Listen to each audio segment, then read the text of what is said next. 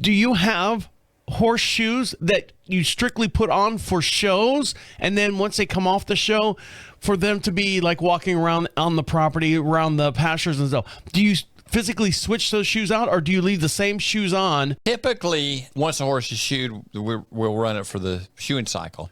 Now, that being said, I've had competitive horses that are competitive at high end where we have something for cross country, and maybe you run it in the show jumping, but when you go into the dressage arena, you may swap that out and run something a little bit different for the dressage arena. And I've been involved in that more than one time working on some of these FEI horses. Now, there again, that's another place where some of the rulings, we're going to question what's going to happen there. Now, there are horses that I have shoed for some of the endurance horses that I've worked on. Most of my horses that are endurance, so the few that I have left at this point, are primarily in the sand. They're running in the sand. They stay eastern, North and South Carolina. So that's where they're usually competing.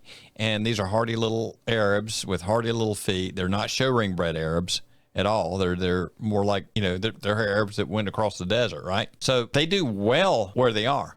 But when they go like Virginia Highlands and they're on a lot of rock, and some of that rock is that, there are places where they might be on large slabs of rock, and traction's a bit of a deal.